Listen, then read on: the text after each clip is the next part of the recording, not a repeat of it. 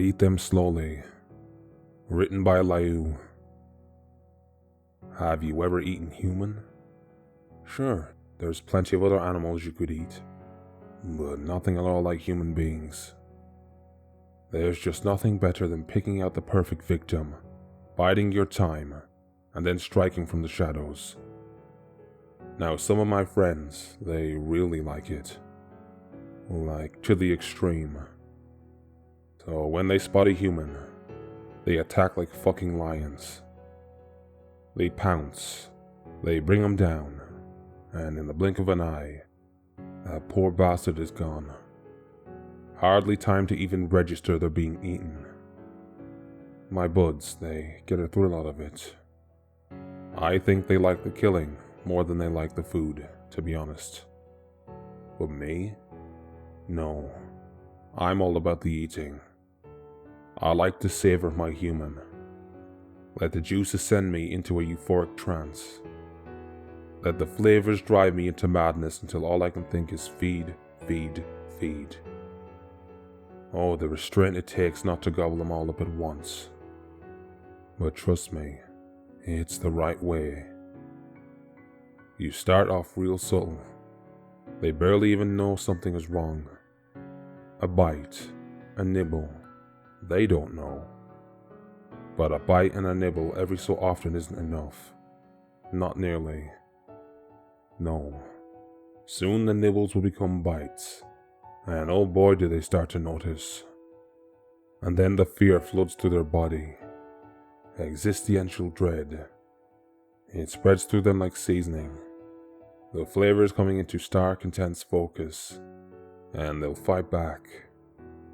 Or they'll struggle and scratch and claw. Some of them get away, and it's annoying as hell. But more often than not, once I've got you, you're fucking mine. And once you're mine, I'm gonna drain you to the bone. I'm gonna draw it out long and slow, and by the end, you'll be so weak, so numbed by agony, you won't be able to do more than stare in wide-eyed horror as my jaws close around your neck and I decide to be merciful and end it.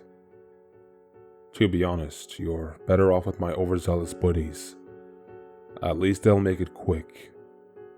But God help you if you see me, because by the time you see me, I've already begun. But someday, the doctor might flick on an old light box and point me out to you. A dark blob. Maybe I'll be in your lungs, maybe your brain. If I'm lucky, your bones. But wherever you find me, when you do, give me a little wave and say hello. And remember this, I eat them slowly.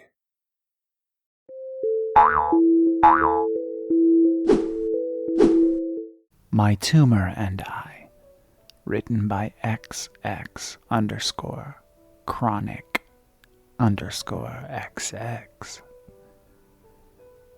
The diagnosis from the doctor was a brain tumor, and in his words, it was the worst he had ever seen.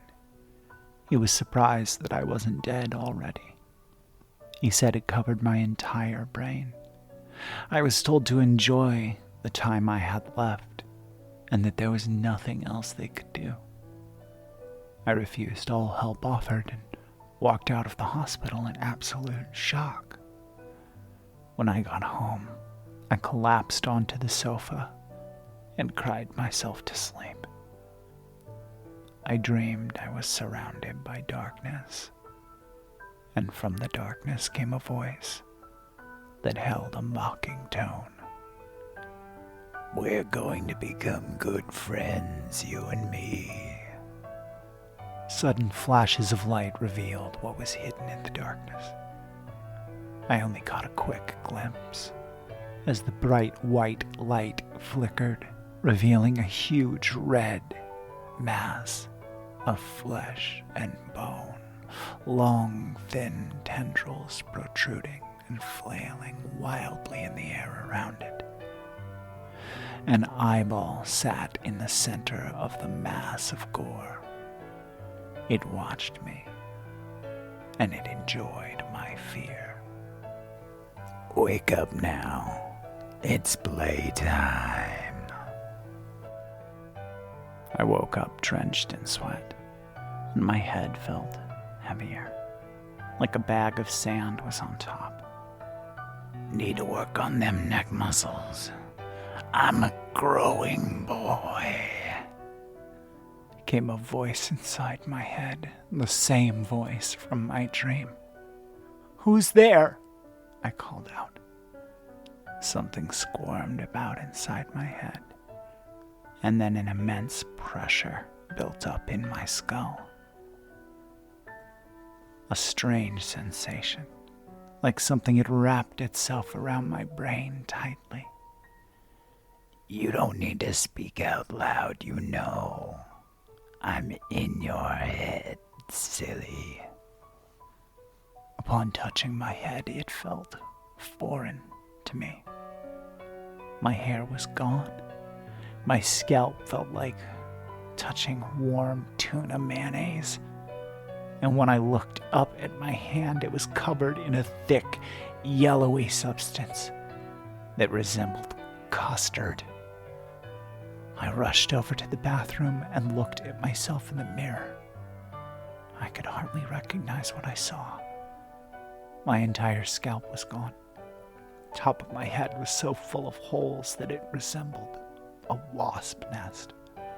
A swollen, fleshy wasp nest.